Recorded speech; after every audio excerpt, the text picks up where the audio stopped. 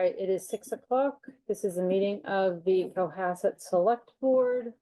It's April 2nd, 2024 at Wilcott Commons.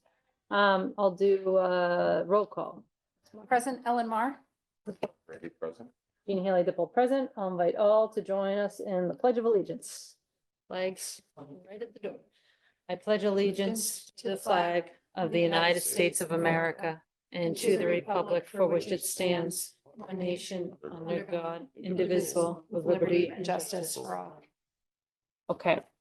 The first agenda item is an executive session. There's two exemptions. The first one is exemption 3 to discuss strategy with respect to litigation. If an open meeting may have a detrimental effect on the bargaining of litigation of the public body and the chair so declares. Here, the chair so declares because the board will discuss legal options relating to the Cohasset Harbor disputes. Also, with respect to exemption 6, this is to consider the purchase, lease, exchange, or value of real property if the chair declares that an open meeting may have a detrimental effect on the negotiating position of the public body. Here, the chair so declares, the board will discuss negotiations and value of real property relating to 1 Pleasant Street. I would entertain a motion under those two exemptions 3 and 6 to enter into executive session. I'll make the motion. I'll second. All right, all those in favor, I have to do roll call vote because it's an executive session. Mr. Grady? Paul Grady, aye. Ellen Mar, aye. Jean Haley Dippold, aye. All right, we are going to, anyone's gonna complain? 1 minute. All right. All right. Okay, we are coming back from executive session. We are going to return to our regularly scheduled meeting, starting with, if folks bear with me. Public comment. Does anyone have any public comment that they wish to make?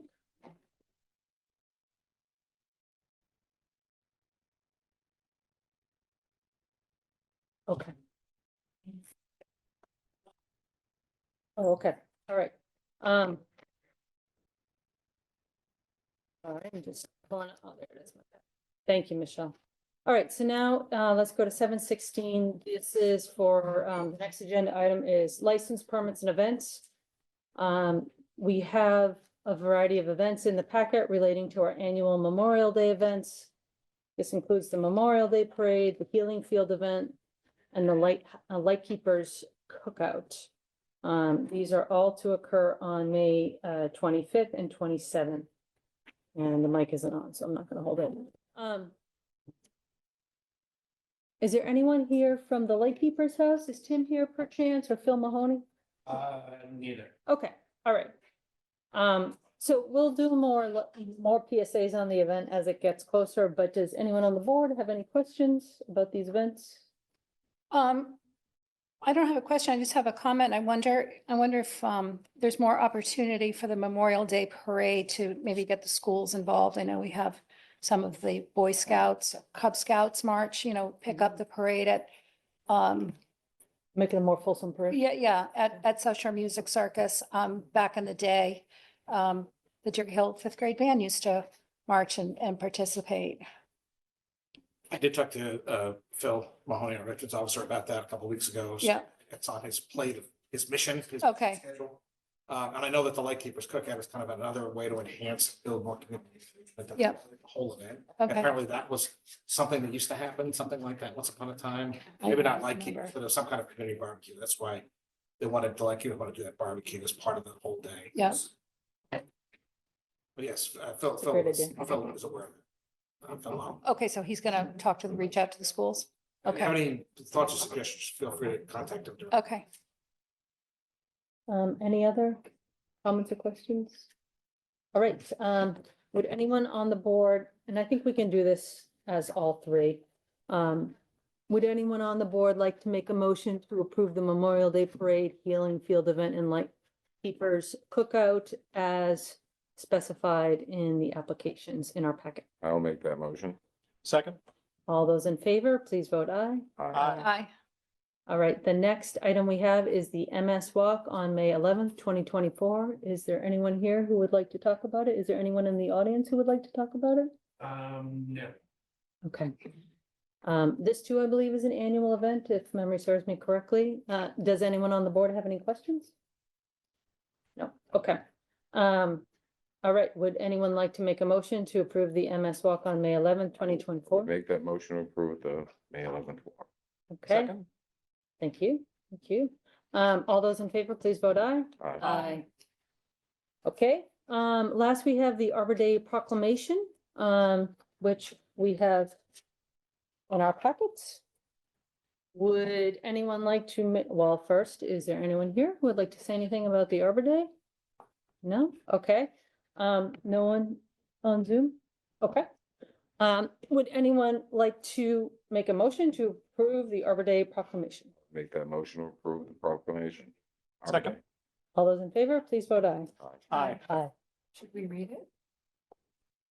Whereas Arbor Day was first celebrated in Nebraska in 1872 with the planting of more than 1 million trees and is now celebrated throughout the nation and the world. And whereas trees can reduce erosion, cut heating and cooling costs, clean the air, provide habitat for wildlife, increase property values, and beautify our community. And whereas trees are a renewable resource, giving us paper, wood for our homes, fuel for our fires, and countless other wood products. And whereas trees, wherever they are planted, are a source of joy and renewal.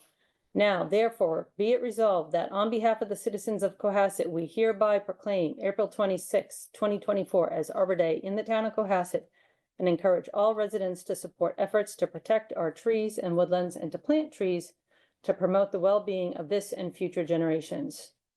Given under our hands and the seal of the town of Cohasset on the second day of April in the year 2024. Thank you. Thank you, Ellen. All right, everyone go plant a tree, or enjoy one.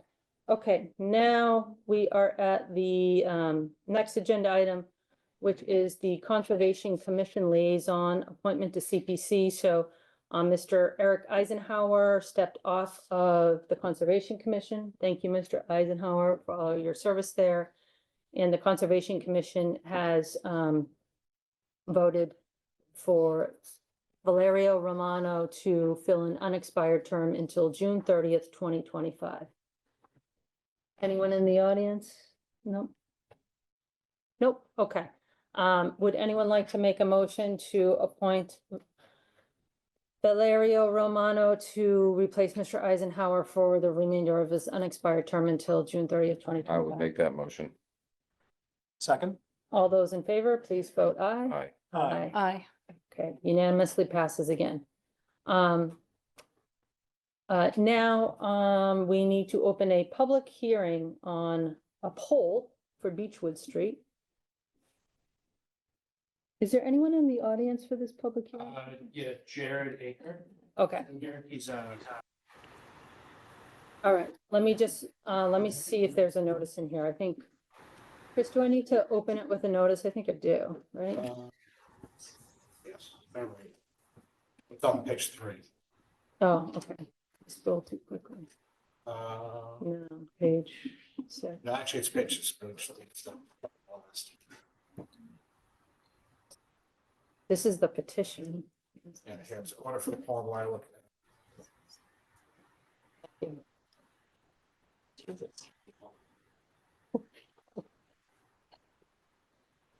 All right. It's gonna challenge me. Who would have guessed this would have been the hardest part of the night? Okay, so legal notice, public hearing notice, grant of license poll hearing, Cohasset Select Board, 91 Sawyer Street, Wilcox Commons. The Cohasset Select Board will hold a public hearing on Tuesday, April 2nd, 2024, 7:05 PM at 91 Sawyer Street, Cohasset, Mass. 02025, or via Zoom with the link below. Massachusetts Electric Company, doing business as National Grid, is requesting permission to locate poles, wires, and fixtures, including necessary sustaining and protecting fixtures along and across Beechwood Street. Install one SO pole on Beechwood Street, beginning at a point of approximately 134 feet northeast of the center line of the intersection of Chief Justice Cushing Highway at Beechwood Street and continuing approximately 23 feet in a north direction. Install subpole 34-84 and anchor 79 feet 8 inches northeast across from P34. Complete application is available at Cohasset Town Hall located at 41 Highland Ave. The public is invited to offer public input on this proposal in writing in advance of the public hearing or at the hearing. Town of Cohasset Select Board, 41 Highland Ave, Cohasset, Massachusetts, or email selectboardcomments@cohassetma.gov. And then there's the Zoom description. Okay, so the hearing is open.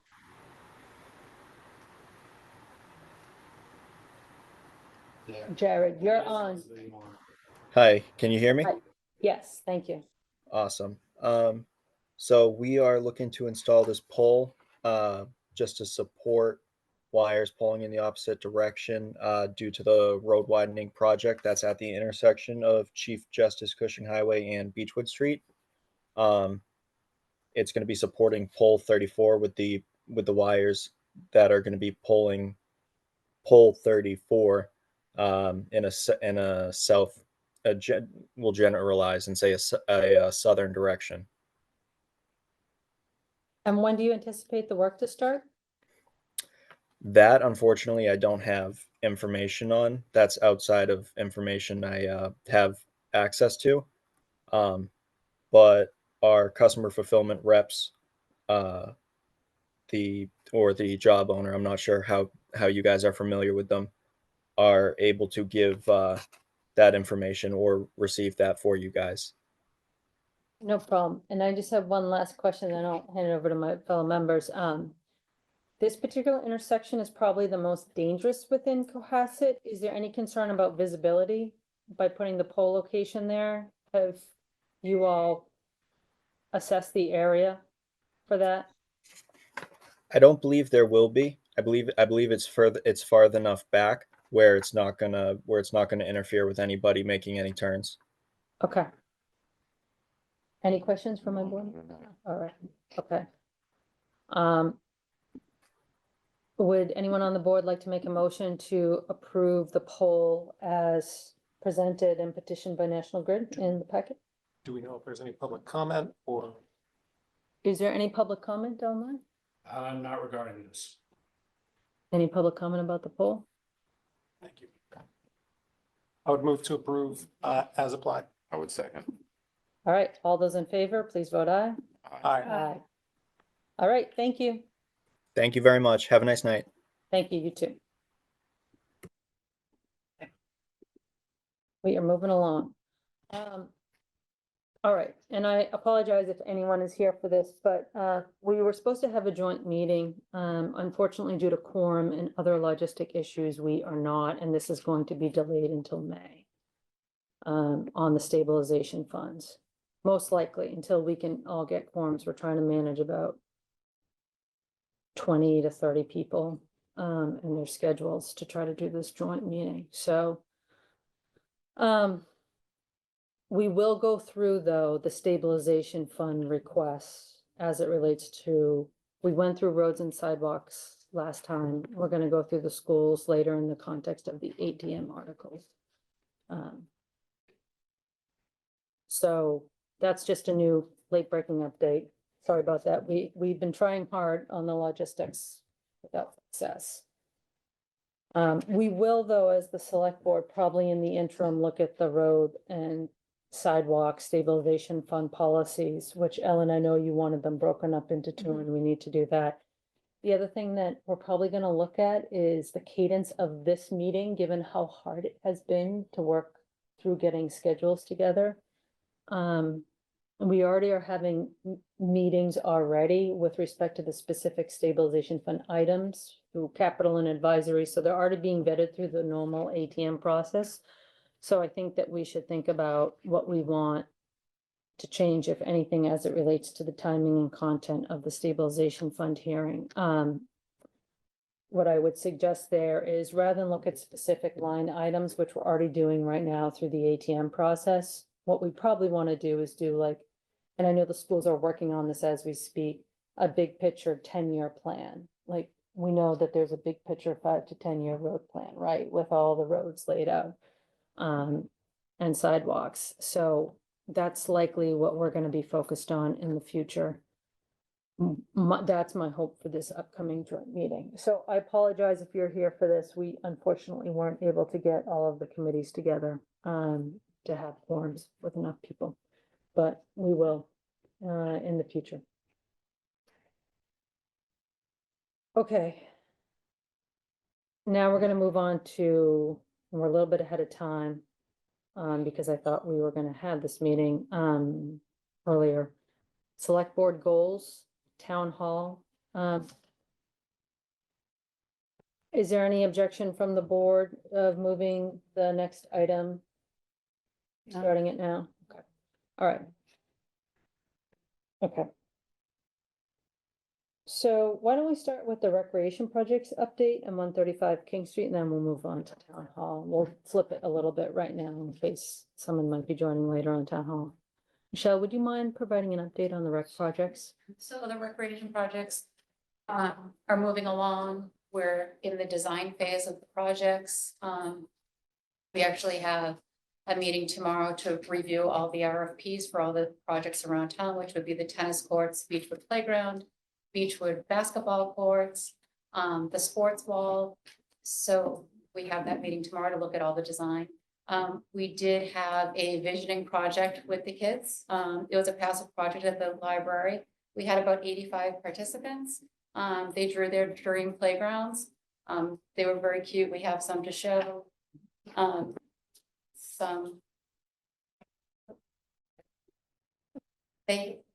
The way they visioned their playground is they had actual books with playground equipment that they could choose from, and this is what they found. Ironically, a lot of the equipment that they chose and put on here is equipment that we are looking at. So I think they'll be very pleased once they see their new playground, because a lot of their ideas are going to be incorporated into them. What was the age group of the kids? It was anywhere between, I believe it was 4 years old to about 7 or 8 who participated. I see a lot of transport in there, like chips and TV. That's my favorite one.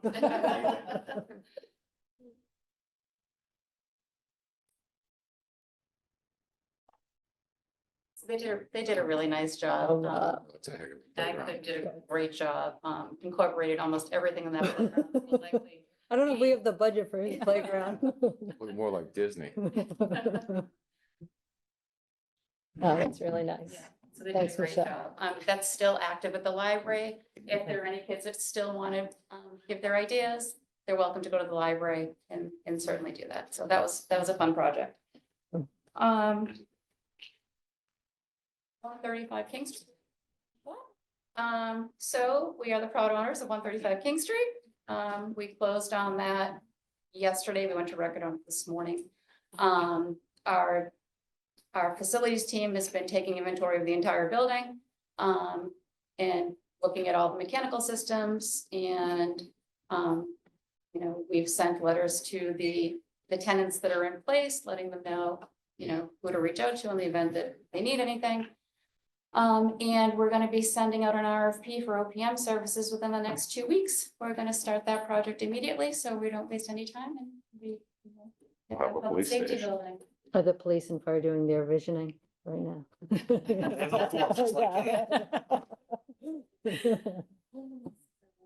Okay, that's great. That's great. Comments, questions from the board on either? No, that's a good positive. Yeah, that's great. Okay, Oh, sorry. Do us a favor, take before and after. Let's Yes. take before and after pictures. Definitely. Okay, Good idea. yeah, that is a good great idea. idea. Okay, so now we're moving on to town hall. Maybe we'll just do some of the logistics first, the RFP closeout / vote. So Michelle, I know you wanted us to proceed. with- So we issued an initial RFP for temporary lease space for town hall employees for a period of 5 years with an option to purchase. I'd like to ask the select board to allow us to release the respondents from the lease portion of the RFPs, seeking that we're no longer looking to lease for a period of 5 years either property, and that is 380 CJC and 1 Pleasant Street. So I'd like to release them from that component.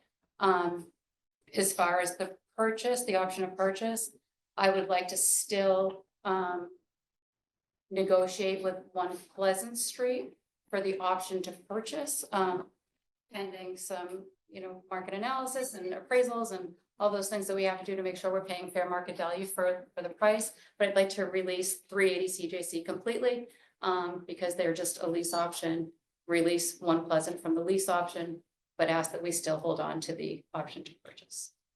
Motion. Yes, would someone like to make a motion to, let's first release 380 CJC from their lease and then One Pleasant from that RFP lease option, but continuing the discussions as to purchase. I would make that motion. Second. Any discussion? Okay, all those in favor, please vote aye. Aye. Aye. Okay, so we've done that logistics. Okay. So why don't we talk about the town hall forum and next steps as well as the survey, which I think is one of the next steps as well.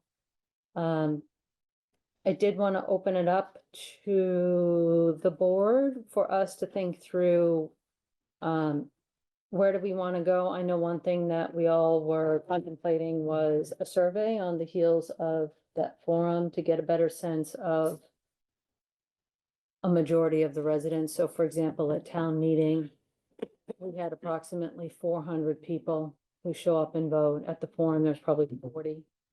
So we are looking at a cross section of probably some of the people who are going to come to town meeting, but not all of them, obviously. Would anyone like to say anything about town hall survey, moving forward, next steps? I think the survey is gonna be key. Getting that out sooner than later. Yeah, I think it's important, to get everybody's temperature in town. And I think the turnout last week was great, but again, not completely representative of every demographic in town. And in thinking about all of the comments and all of the options that were, presented and how we've attacked town hall in the past, in terms of the 4 town hall committees going back to 2008, it's always, let's assess the structure, let's look at, what do we need? And we build up and we get to a price based on every little thing. And, every little thing that needs to be done and every large thing that needs to be done. And it always seems to fail at the ballot because the number is just so big. The number is so big. And I just wonder if a different tactic saying to the townspeople, what are you willing to spend? How much will you spend in extra taxes via a debt exclusion or an override? And then retrofit that number back into a repair plan. To say, okay, they say $400, and I'm just gonna make this up because I don't know the math, but I'd put $400 a year back on my taxes if it got us $8 million to help with 41 Highland Avenue. I would do that. Would I do 800? Would I do 1,200? To get to 17 or 18 million? Maybe not. And I think it's so hard to come up with. I mean, I'm looking at the survey, and forgive me for the late comment, but we're saying 17 to 18 million. I don't know if that's the right question. I think the right question is, how much money are you willing to put on your taxes so that we can do something with 41 Highland Ave? Whatever it is, but that's just my opinion. So Ellen, if we tweak the survey so that for each of those 3 scenarios, there was also for the median home in Cohasset, this would represent a tax increase of X as one step. But I would consider even taking it a step further and offering people the opportunity to say, what's a range of tax increase amounts that you would consider to do the things that you've outlined in this survey up to this point? And I know that's really squishy, so we're gonna have to work with Kevin on this, because some people are gonna say, leave the old town hall, I don't care. Some people are gonna say, do the least cost option. So I think just getting a sense from people of what's your appetite financially for this issue? As opposed to trying to tie it to specific solutions, that'll give us some sense of, if everybody comes back and says $100, then we know we're on a pretty tight budget. If everybody comes back and says 0, we know. But if we get some estimates in a higher range of the people who are engaged, we know that this is something the town values. Right. Right. So we know, for example, a $7 million debt exclusion. If we were to just say, we'll repair $7 million worth of life safety systems in town hall. And the roof. And the roof, that will be $130 per million, based on the last data that we did a debt exclusion calculator for. So for every, because we were sort of hovering around the $7 to $8 million range. We were sort of hovering around the $7 to $8 million range, I Yeah. think, for like a minimal repair option. So as a result, I think that that's probably the most reasonable, all things combined. What I'm a little afraid of is saying, okay, if you say you're willing to pay $100, but that really doesn't get anything that's realistic. Or $50, you know, like what can we reasonably Right. do with 3.5? Right, so maybe you have to have a base, and you Yeah. have to say, okay, the floor of what we need to do is $130 on the median per taxpayer gets us $7 million, which can cover fire suppression, mechanicals and roof, Yeah, okay? $200, like I'm trying to remember what the number was for 135 King Street at a $10 million debt exclusion. yeah, that was 212 from what I recall. Okay, so for $200, we can get about 10 million and we can add on these things and these things and these things. I think, I don't know, we have taxpayers sitting here. I mean, is that an approach that would be appealing? For me, it would be. I would rather say, okay, what's it gonna cost me?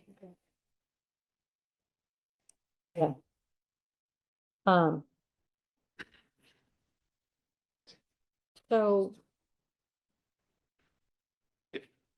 Ellen, if we were to make it more clear which option ties to which of the yes, no, maybes, with clarity on this is the impact on your taxes, assuming median household in Cohasset, Right, does that address what you're looking at so that there is some kind of baseline of, here's what you want, this is what it costs? Mhm. Stitching the two together. Yep. Because right now, the way the survey is written, they're disconnected, and my previous suggestion would further disconnect those. So I'm backing off my previous. suggestion.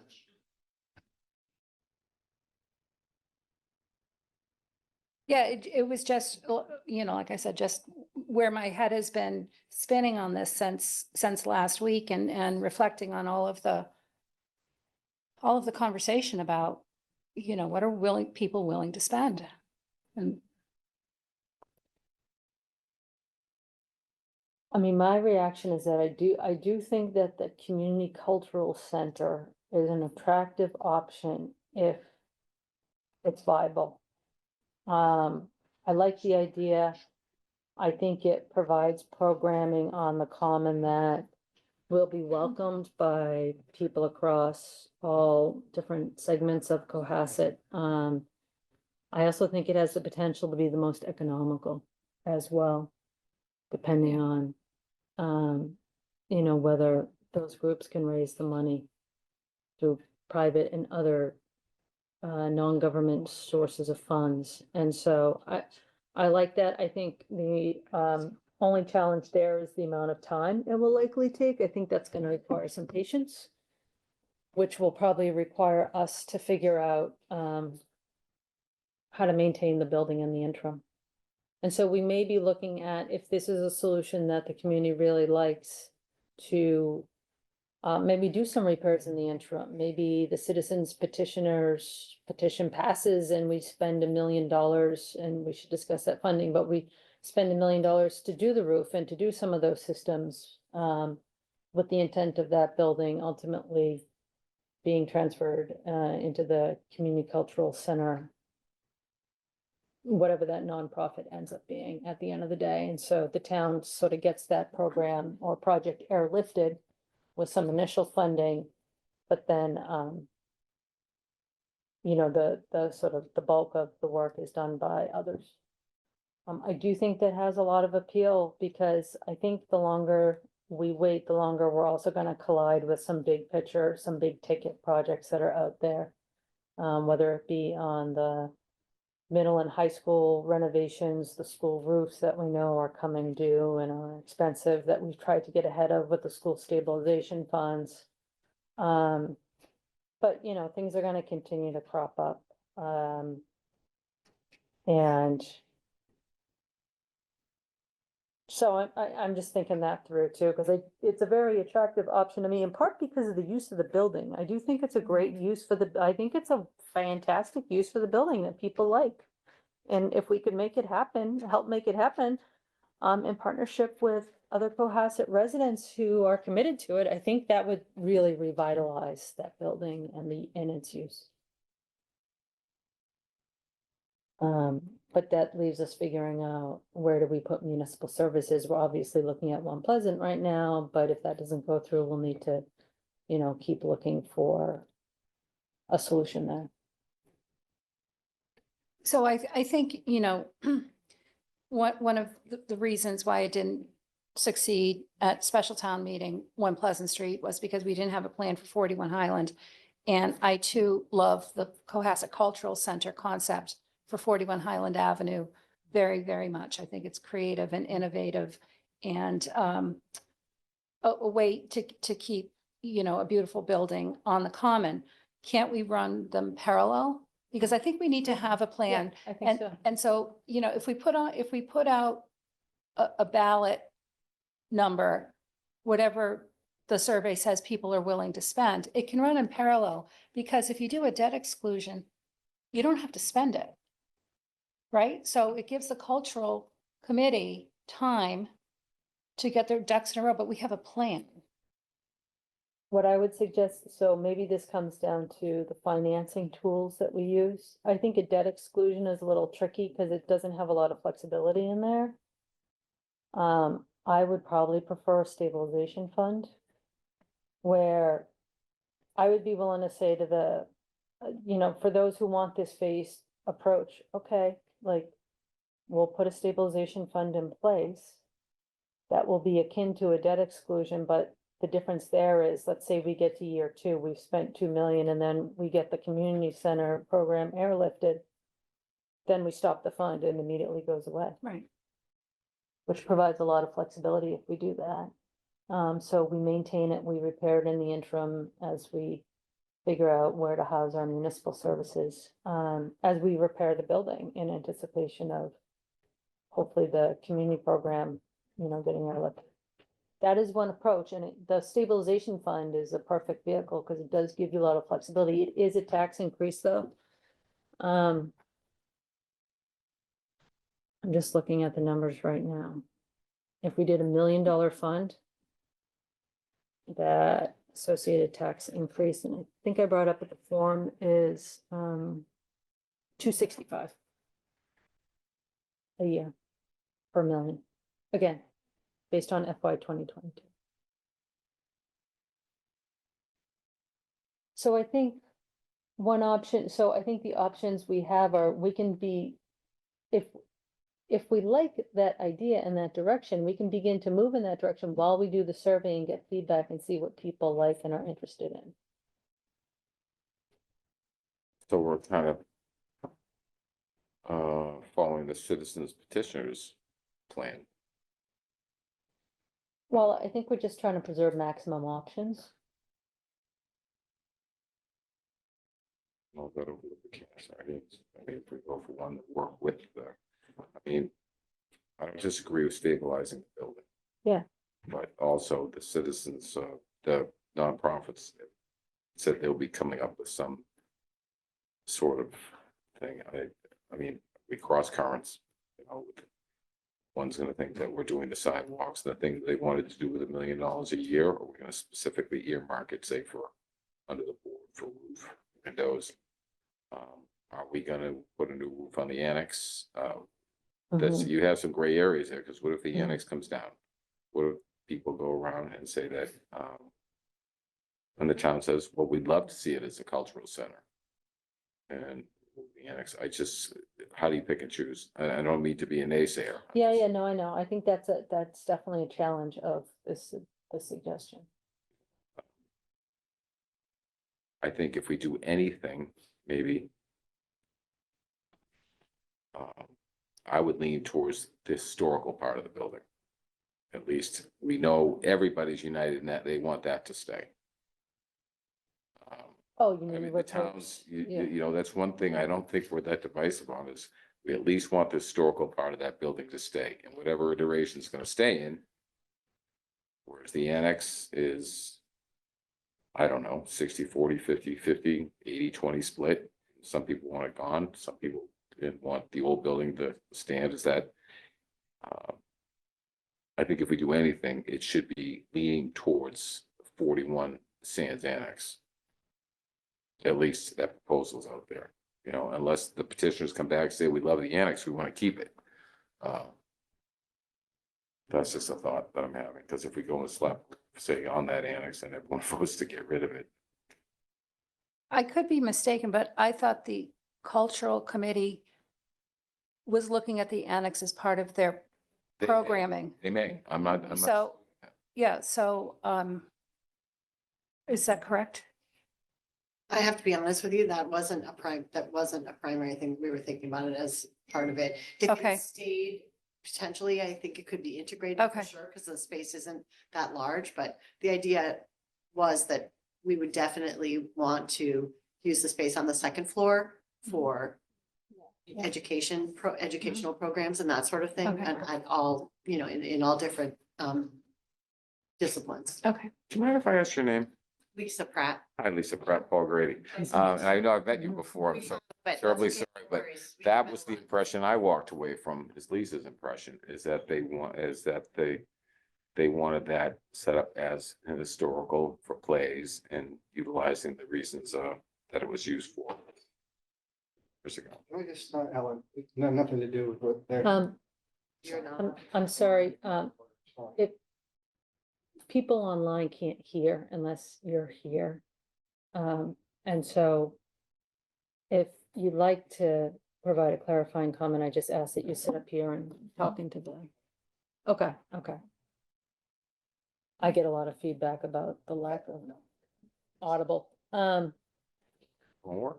The microphone does work, yeah. You want the microphone, sir? I'll say what I have to say. It's got nothing to do with it. Just a point of clarification. Hi, Jeff Pratt, 51 Highland Avenue. I came in a little bit late, so I apologize, but this really has nothing to do with what Lisa may be working on, but the town buzz, and I'm pretty connected to the town, although I don't hear a lot, is the cultural center, the annex, and the Pleasant Street. So to your point, I think that the people would like to see how much money is it to keep the cultural center, if that's what you're gonna do, whether, Gene, your point to give it $1 million, how much to take the annex down or keep the annex, and how much for One Pleasant Street. Those simple things are what the town wants to understand. And how much is that gonna affect the tax? Then you just let it out to vote. Simple as that. I think those are the three options.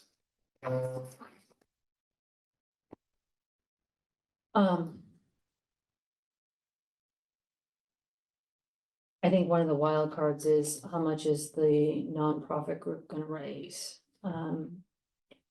Because I think before, at least from my perspective, before the town will be willing to transfer a property like town hall out of government hands, we need to make sure that there's capacity there to, you know, do the renovations. And so I do think that, and I think that's an open question, fairly so, given the nascent nature of the idea, which I think we're trying to figure out, you know, the timeline as, let's say it takes a year or a few years to do a capital campaign.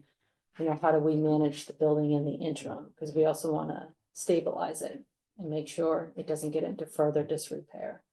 Right, so I think that's a part of the challenge that we're trying to think through. Chris, any comments, thoughts? No. One of the traps that we continue falling into is that there are always other options. Yeah. So I think Mr. Pratt did an excellent job of helping us bring it back to, there are just a few primary options. If this survey goes out with too many options, our responses are going to be meaningless. So boiling it down to, these are the viable options. These are our best estimates of the costs and what those mean to each of us as a tax increase. And it is my humble opinion that all of the options that are out there carry some tax increase. I think it's important to make that clear. That's the right way to communicate this message and get feedback from the town. Okay, so it sounds like we need to land on a survey that will actually be helpful, both to us and our residents. And so maybe what we need to do is just break these options down with both the sum total as well as the likely annual increase from a debt exclusion or stabilization fund standpoint. So for example, we need to purchase the first floor of One Pleasant and what we think the associated cost is there. We need to do the renovation of.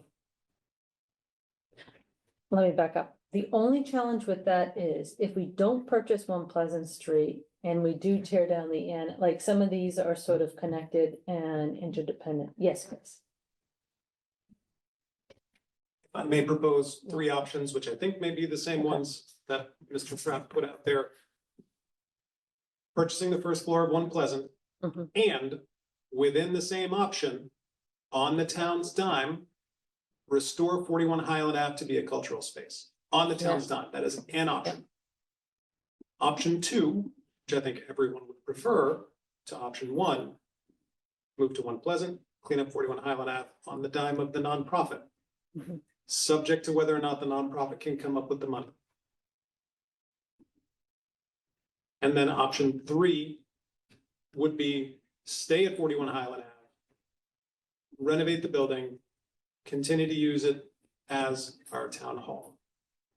Mhm. I think those are the three primary options we want to put out there. With that, I'm just gonna add something to Chris's, because that's basically in the survey. That's what the survey It is a survey, but the only thing that option is, and we spoke about it at the forum, is go back to the human element. We still have to relocate town staff. No matter what. So we're looking at that option three. There's a cost inherent in that. Because you can't expect people to walk around, doctor, excuse me, watch over that 2x4. Oh, sorry about that nail flying through their duct. So we still have to look at that. We have to, and the plan that was presented was, as far as restoring the building and the annex, I believe, was $3 million over 3 years, which, well, jury's out on that. But still, where do we put our town employees? None of that's factored in, so we do have to factor in those ancillary costs. So gonna put that out there for the survey, and it is in most of it. That's so at least people, yeah, it's a big picture. There is more to it than, No, sir. yeah, exactly. No surprises. Thanks, Mr. Pratt. So right now, we have those three options in the survey that you just articulated, and the question is, what are the costs that we want to estimate for each option? So for example, if we do purchase the first floor of One Pleasant and move municipal services there, and then do the community, the nonprofit option, that option could cost up to 3.5 million, some of which will likely be paid through a tax increase, because right now we know One Pleasant, the option that the owner has put forth is around 3.2, plus we know there's gonna be some moving and other expenses associated with it. For option one, wouldn't we want to include the costs of restoring town hall to something that would be viable as a community space on the town's dime? So I have that Yeah. as option two, because that's the next expensive. I think we go least to most expensive. No? But to me, then option one is what we already tried and it failed because it didn't include a plan for 41 Highland Ave. So to me, deciding that we want to move to 1 Pleasant Street is only solving half of the problem. And- Okay, And we have the number for the historic portion of 41 Highland, right? We have a fairly decent number, 5.4, 5.5, something like that. So, We do have. yeah, so, We just have to lock in the numbers. And I think- we have them, I mean, a rough guesstimate, and we might get lucky, something might come in lower, something might come in. So if we have them backed out and we come in better, you know, I'm not saying that's gonna happen. Well, the town's gonna like it. Who's not gonna like it? Better bang for the buck. But I think we should spell it out as to what we're looking at as far as do primarily, but you know, the three options, which we have. So the board had those prices that Michelle prepared Yep. for the last meeting. We can just use those. Yeah. If you like, we can also use them per $1 million of what it would be at Yeah. an upper end for each of these options. The other thing for the third option is we want to put the range of like, it's 8 to 18 million, Yeah, yeah, yeah. depending, really depends on the scope. If the town wants sort of the bare minimum, I mean, the bare minimum can be $200,000. Like, I think a reasonable scope is probably 8 million, right? That's the minimal code compliance option we got from you, Michelle. But to get reasonable feedback from the town, we then want option 3 broken into 2. One would be do the bare minimum, just get it up to code. You'll still have holes in your bathroom walls. Or restore it to something that most folks would consider as commensurate with Cohasset. So you want 4 options? no, just ranges. 1, 2, 3, 3B. Well, 3A and 3B. which is 4 options. Okay, But the point I'm making is if we're giving people an option that's a range of 8 to 18. yeah, it's not. We're not like a really getting real feedback option. on that option. Yeah. And I'm sorry, what I really think was effective last fall, what we did is we did articulate the tax impact on each of the projects. So everyone knew for 135 King Street, for a public safety building, what it was going to cost. And I think everyone looked at that value and felt really good about it. Same with the recreation projects. So I think if we can put that tax value on it, to me, that's more important than 5 million or 8 million or 10 million. Because those are just numbers that, although some people in town can grasp, it's Greek to me, you know, but what happens to my taxes isn't Greek.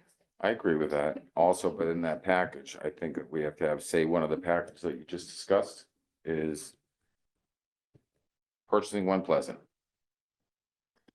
Getting town staff over there, tearing down the annex. There's your package. It's restoring town hall as a civic center, a place for plays, taking down the annex. But it's 2 projects in one. And I think that's where we went south at town at special election is we lost by the 10. So if we have that plan, that's one, because it is a plan. Second plan, say, is restoring the building in its entirety. We're looking anywhere from 18 to 20 million, give or take. I don't think anybody really has an appetite for that. I think and also we've got to eliminate town hall fatigue because it's all over the place. So we have the 3 options, and the bare bones. But in each and every one, we have to factor in the costs of moving the town employees. So where are we getting the bang for the buck and where the taxpayer is going to hit the less? If we're taking care of eliminating one problem, one issue, if we're moving, option 1, restore it. And if we come through with the nonprofits, great. But we can't anticipate it. We can hope. We just can't anticipate it because they don't have a figure, they don't have a number, and God love them. And if that comes in, while we're doing that, just a question, if say we're restoring the town hall and they come in with a proposal that we've just raised $5 million. That, but we're working ahead on the proviso that they're not gonna be able to, and it's gonna maintain itself as a town asset. And then we work with the town on programming. But we've got to have things for town employees. We've got to have legit, our ducks in a row. And I agree with Ellen 100%. What is the impact on the town? I think we have that in the options. It's just, Why don't we take that, we'll add it to the survey, send it all back out to you, and then if you're good with it, we'll just be able to release it this week, is that? Because you already have the terms of the, or do you want to come back next week and think, no? Yeah, not to be a math nerd, but like whether we choose a debt exclusion or a stabilization fund option dramatically affects the annual amount. Absolutely. And so this is why I'm sort of pressing on. For example, we want to do the minimum life safety code repairs in a stabilization fund form or a debt exclusion form. I think we can just sort of leave it as a debt exclusion, but no, there's a more expensive option out there if we wanted to do a stabilization fund. I think a debt exclusion probably works better all in, like we just make a decision and we go instead of ripping the Band-Aid off slowly every year. But I was gonna equate it to, I mean, I think people are getting tired of, handing the apple and just giving a small bite and keep pulling it back. That's- That brings me to a related question though, Paul, everyone, on that we do have a pending citizens petition on the warrant that looks at a phased approach over at least 3 years, it appears, of $1 million a year. Do we want to get any feedback on that approach? My concern with that approach is that, and one of the individuals at the forum, I think, did a great job sort of outlining my concerns, is that the numbers that they're using are not consistent with the actual numbers that we got back when we put the project out to bid last year. They're way lower and they don't include a variety of costs that we know we're gonna have to pay.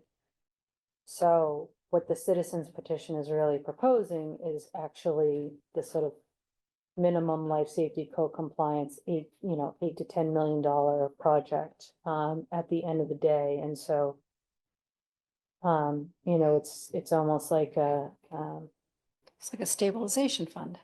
it's a stabilization fund. But they were looking Okay. for it to be paid out of capital initially, because they had no clear funding Which- source. Right, I think we. right. Practical. Which is impractical, because that negates police cars, fire trucks, anything else that, capital may need to spend funds on. Right. They won't be there. At the risk of now going to 5 options, it sounds like what we had previously is 3A and 3B. 3A was the 8 million-ish for bare minimum code compliance. Would we want to split that into 2 versions, one of which would represent the petitioners, and the other would represent how we might come at it differently over a shorter period of time? I don't, Can I say something really politically incorrect? sure. I don't think it's our job to PR the citizens Another petition. one. petition. They put a lot of work into it. They've come, we've given them forums to come and present. I don't know if it's our job to include it. I think it'd be nice to do it, but I don't know if it's our job to, or if it muddies up the water and people who don't understand public procurement would say, well, why do these guys who are all very well credentialed and experienced say we can do it for 3 million, but the select board is saying it's going to take 8 million? Because we've got to answer that. I agree, Ellen. We've got to answer that because they're not factoring in prevailing wage, even though they say there are. They're limiting it. And also an interesting commentary that was made. And what happens when we run out of money? We just stop. Okay, so we just stop. Well, we're missing a window here. And talking with a gentleman there was talking about the HVAC system. Well, we just start replacing it in the historics part of the building. Then we wait a couple of years. Meanwhile, we've got window units in the annex that are still leaking and causing damage. You have, and then we come back and tear down the walls that we've already put up to repipe and reconnect to those air conditioning and have the mini splits and everything like that. On the whole of it, it didn't make a heck of a lot of sense. I mean, if we could do that building for $3 million, everybody would be all over it. Right. Well, that's my concern, is that by putting it on the survey, we give it sort of the imprimatur of It's achievable. Credibility. credibility, which I candidly So- don't think it has. Then I'm fine with eliminating it, but I think that they have a moment where I think it should be mentioned and heard that the board finds it and say capital, it's on the face of it impractical and really impossible to do, but I think people should know it. We have language at the end of the survey that addresses other proposals that have been Well, that deemed. was removed. That was removed. I sent you my copy. Yeah, I just thought it was sort of hanging out there I think it's important. as like an FYI, but then like, what are we asking people to do about that information? Are we asking them to comment on, like, like, what's the point of it? No, but it was, I think that we should spell it out, let them know, so no one can say that we're throwing everything to curb. That's where I felt it was, that's me personally, so I'm only a vote. I thought that, we've got to be as transparent as possible, because it's just got to show that we had a forum, televised, people were welcome to come and had a good turnout. But for those that couldn't, and a lot can't, let them know that those options are there. We don't deem them credible at this period of time because just financially, they're unsound. But I think people should know and that they are there. And that way the citizen petitioners, God love them, can't say that they just didn't even entertain it. Because it is. Thoughts? Well, I mean, we've been talking about a survey for several meetings. Have they asked to be part of any survey? No, and listen, I'm not saying that we do this as a favor. I'm saying that we Yeah. do this as a way to get. I'm trying to figure out if and what is the appropriate way to convey the information about the citizens Right. petition, which will be at town meeting, and we will. That'll be there and they're gonna ask them. Let them answer the questions. It's not, we can't answer the questions because we don't have the correct information to do it. Let them answer at a town meeting if it's gonna come up, because it will come up. We're gonna have the petitioners get up. And the people say, well, we didn't know that. We didn't even see that in the survey. That's why it's there. Should we see if they might have language for a question? I'm just going to backtrack on what I just said a few minutes ago, but I'm also gonna backtrack in the opposite direction of where you're backtracking. we're all I think backtracking. we're all in agreement that what's been proposed in that citizens petition isn't practical. There's no funding source. It won't solve the problem. By the time you get to the point where you think you've solved all the problems, you've taken such a long time. So I'm comfortable with leaving it out. We should expect that we will have to explain why we left it out. And I think we have clear and reasonable rationale that it's impractical. It doesn't solve the problem. That's why it's a caveat. That's why I would respectfully disagree with that we should not as a proposal, not as an option.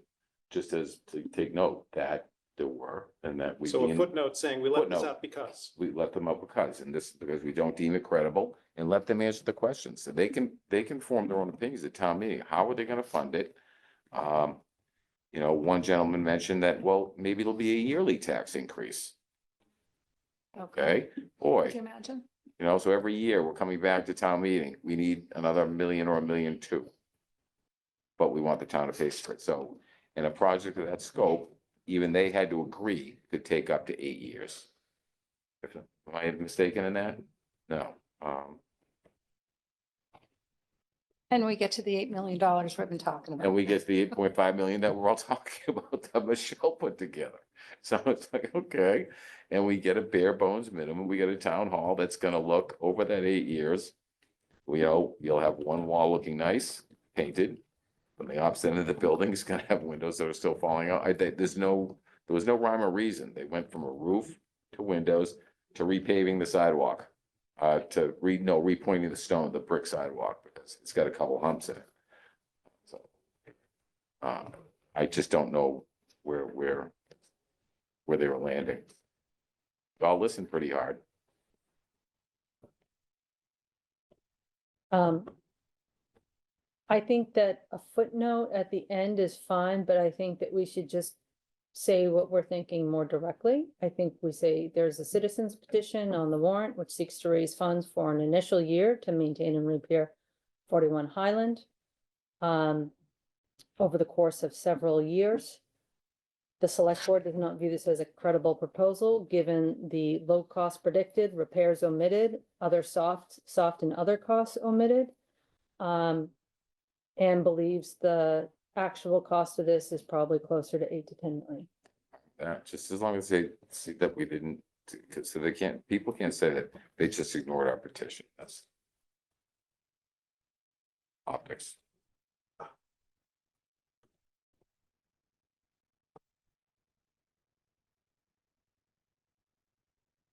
How about ultimate true cost of this option is captured in the minimal $8 to $10 million repair option, with the point being, if you like this option, you're effectively voting for the $8 to $10 million repair option, so let us know. I think that helped, because actually by the time they're done with it, Michelle's 8.5 million. It's probably gonna be It's gonna higher, wind up actually. being 13 to 15 million, because as costs increase over the years. So you're looking at a much higher, bare bones repair. I think it's important to be clear and direct. Lack that of clear. None of the bids that we've seen. And the petitioners haven't produced any bids. To back up the numbers they're claiming they could do it with. I mean, one of the people had a person that he knew that could do the roof for $200,000 or 150. Okay, so how about new last sentence? The select board does not view this as a credible proposal, given the cost predicted in light of the bids the town has actually received, repairs omitted, soft and other costs omitted, and lack of clear funding sources. I'm Prevailing wordsmithing, wage. but I'd be even a little stronger. Yeah. Inconsistencies Yeah. between the petition's assumptions and actual bids received by the town. I apologize for wordsmithing, but I think we need to be clear and direct. Glaring inconsistency. That the town has received for the same line items. Or same repairs. Okay.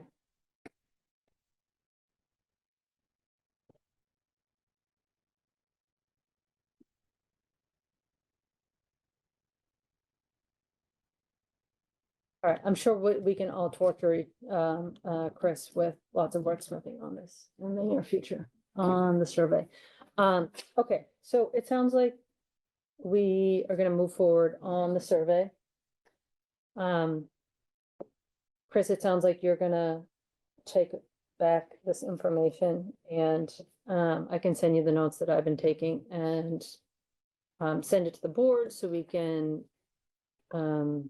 finalize it by sending comments to you that you can reconcile, and then we should probably send it out before school vacation week when everyone leaves. Well, do you want us to come back again next Tuesday, or do you want us to wrap it up before that? Because I mean, Kevin has the draft already ready to go. We just have to, we're gonna went out to amend it. And we can Yeah. send you, again, that not live link, so you can take a look at it, give us more comments. Do you want us to come back one more time on next Tuesday? It's still before school vacation. Or would you rather us just get your comments, add them in, and then send it out this week? What's the pleasure of the board? Sooner than later. I mean, we'll all get a chance to do a couple quick edits. Yeah, we'll send it, Looking at some- after Kevin updates tomorrow, we'll send it back to you. Actually, why don't we wait until April 9th? I think it might behoove us to wait 1 week and do the survey then. What do you mean? Get it out? No, I think, I think we might wanna wait and firm up options. Okay. Well, that's true too. Yeah. Yeah, okay. So we're returning, we'll circulate the Okay. comment, and then we'll have a final. Final draft Tuesday, yeah. Okay. All right, good. Okay. Um.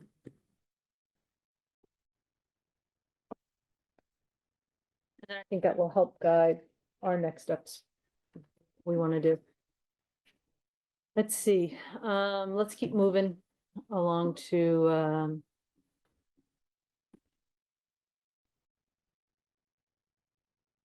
I think that we should move on from the town hall agenda item. I think worth it to wait unless anyone has anything else they want to say in reflection on, upon reflection of the forum or. Nope, okay, all right, next up. is ATM.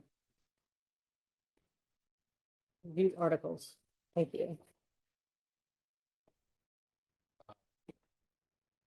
Chris, you're gonna take a leading role in the school capital stuff? Or- You want to talk more about the school capital stuff tonight?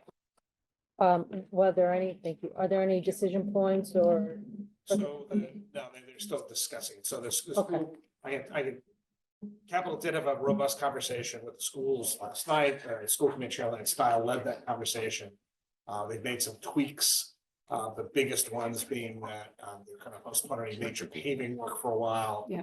And they've accelerated some other options, which are still being discussed. So I think at this point, that's where that is. There's still, I think the big projects, you know, the SOI is the statement of interest is already in for the roof.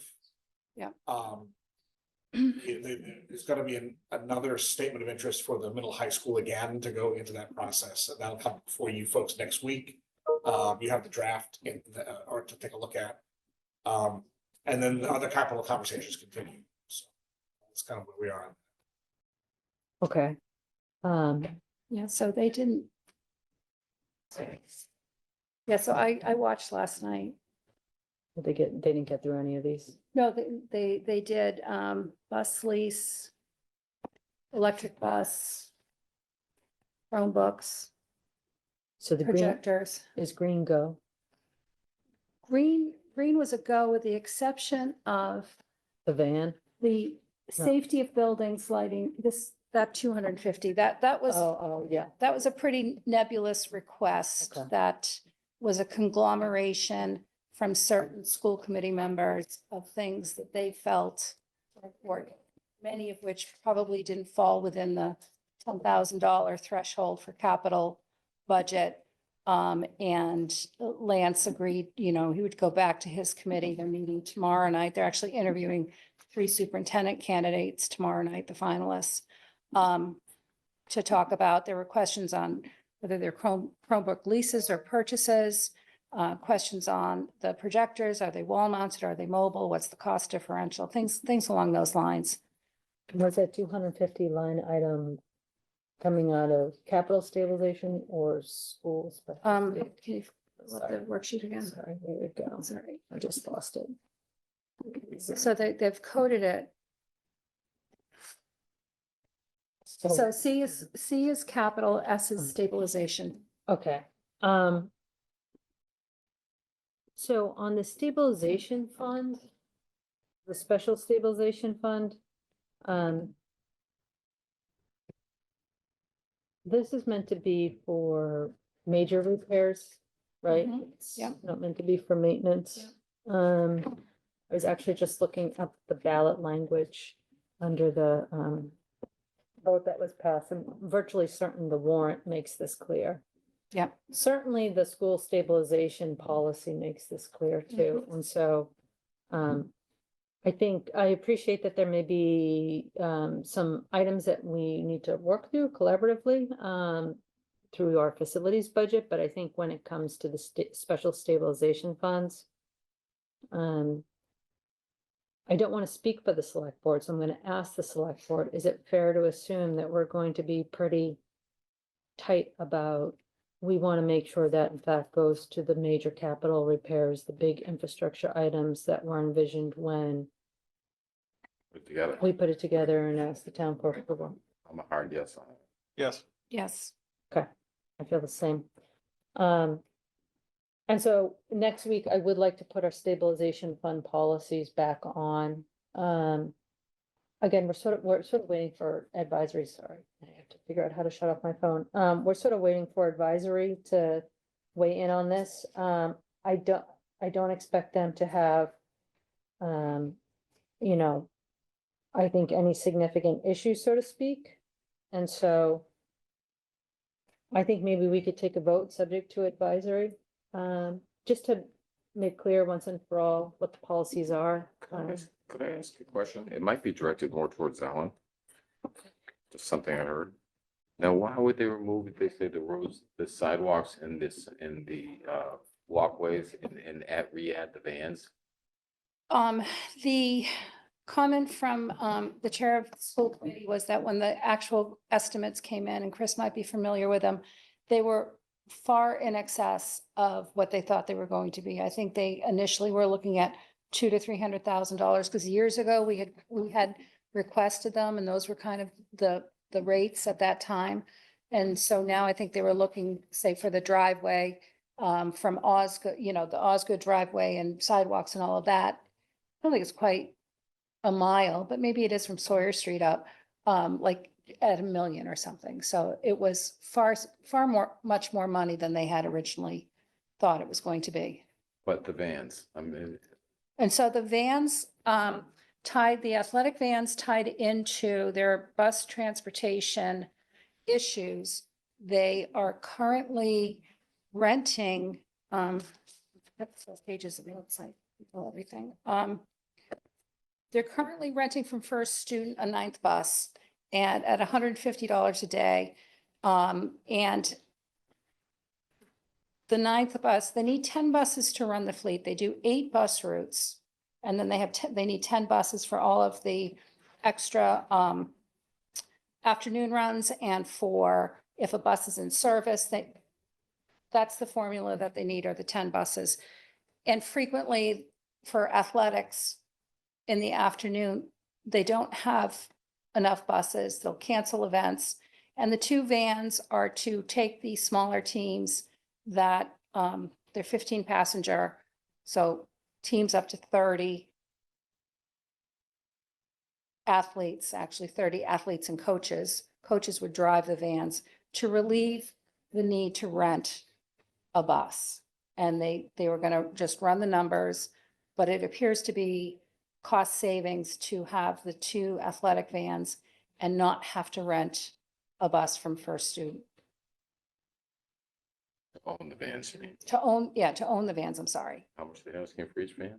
I didn't see. I think it was 48,000 for 2 vans for 31. 30, I can't, It's 31 for 2 new athletic 15 passenger vans, so 15 each to lease. to lease, 48 Right. lease.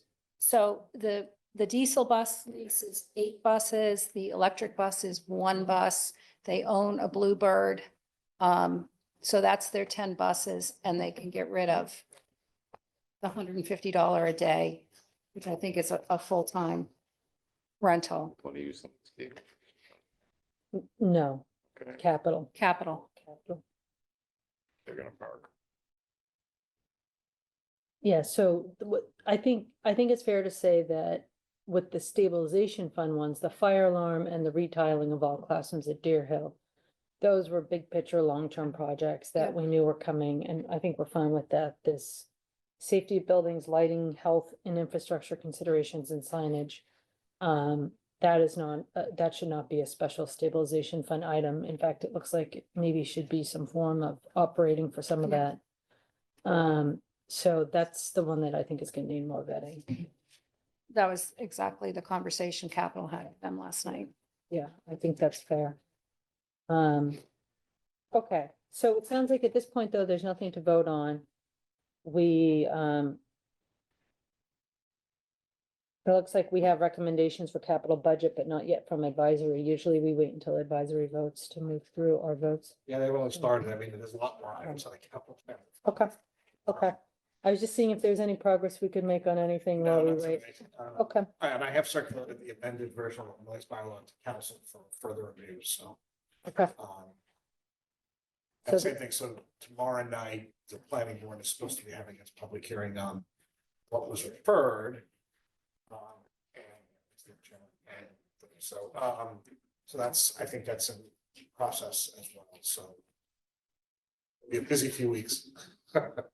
Okay, Tom, is there anything you wanna, and if you wouldn't mind taking the mic, is there anything you want to update us on in terms of planning board stuff No, or the zoning no, articles? we're all set for tomorrow. Okay. Just- It'll give us a sense of how quickly we'll get through it, so. My interest. Thank you. No, we're all set for tomorrow. We have additional feedback from the judge today. You know, it'll give us a sense of how quickly we'll get through all the articles, so I was interested in being here tonight because I saw you were gonna set where things go. And I don't wanna be at 11 o'clock at night again, but if I can avoid it, but we'll get a sense.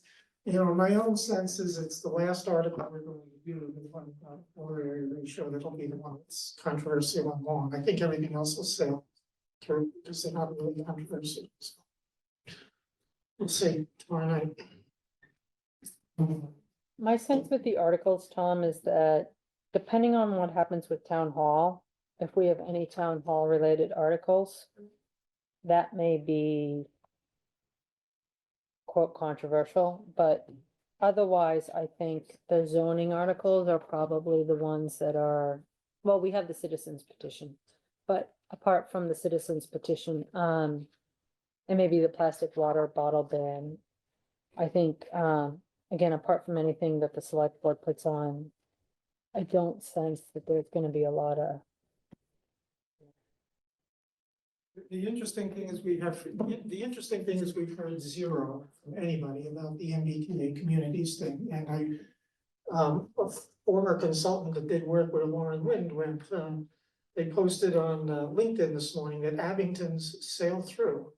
And in large part because of the publicity campaign they did for it, which we're going to start after the final reviews, but I think that one's probably gonna sail through. yeah, my sense is it's probably just not that controversial until we actually have to maybe deal with the actual consequences of it, if there is a big project that comes through, but we won't know until it happens. Milton. Okay, so agenda wise, Chris, is there anything else that you would like us to consider before we go to the town manager Nope. part of the Not update? Okay. Quickly on that. Let me So, give you back. And, so I did send you you had the one pager. Just a couple of quick things for the public that may not have seen it. The deposit for the fireworks is in, so the citizens group is ongoing in its work. So if anybody wants to reach out to Craig McClellan and offer their help, I'm sure he would love it. I'm trying to coordinate the Recreation Commission to work with him, so I'm trying to get them together too. The Cohasset Health and Rec Fair, if anyone got up there, was very well attended. I saw a number of folks.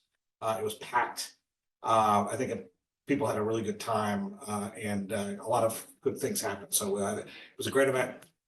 And the Milliken Field baseball diamond was just refreshed for the season under the town's coordination. So that's all ready for the opening day, which is supposed to be tomorrow. Probably not going to be tomorrow because of the rain, but the field's ready at least. So that's where we are. All right. Select board comments. Ellen, would you like to go first? I'm good. Chris? Nothing to add tonight. Well, Oh, I think the meeting. okay, I'll try to be. Not a public comment. So I just wanted to provide a brief update on the moorings, and the Oyster Farm litigation. So as people probably saw, the select board met in executive session. And, at this point, we've exchanged, multiple drafts of an agreement with Situate. We're hopeful that we're getting closer to a resolution. We're really trying to get something done before the boating season commences. So stay tuned. I know that people would like as many details as possible. And these are the details we can provide at this time, but we are hopeful and we're continuing to negotiate and work through it. So we're hopeful. In terms of other comments, just real quick, agree with Chris on the rec fair. There was a ton of people there. Thank you to everyone who showed up. I saw Tom there on behalf of the town, trying to educate people. So thank you, Tom, for taking so much Not for time. this forum, but I know, but you were still there, trying to educate folks. And speaking of Milliken, I happened to be at Milliken and I had the unexpected and nice experience of walking downstairs that were reconstructed thanks to an Eagle Scout project that just got finalized. they were actually straight and not wobbly, and you weren't gonna kill yourself. So thank you to the, Actually, my wife pushed me down them. So again, another great volunteer in town helping out, and I wish I could remember the Eagle Scout who came before us to get permission for that. Eric Schiffman, it's Joy's son. Eric Schiffman, thank you, Chris, yes. He his came in to name is update hovering. us the other day, so. Yeah, he did a fantastic job, so thanks to the Schiffmans for helping with that. That's all, we do not have, approval of minutes, March 26, 2024. Does anyone have any comments, thoughts before we do it? Okay, would anyone like to make a motion to approve the minutes of March 26th? Motion made. Is there a second? Second. All right, all those in favor, please vote aye. Aye. Aye. That's Rex Shipman. Rex, This is my Rex. daughter goes to school, Rex and Rex. Libby, twins. yes, thank you, Paul. There's no topics not reasonably anticipated, would anyone like to make a motion to adjourn? I would make that motion. Second. All those in favor, please vote aye. Aye. Aye. Okay. Or adjourned.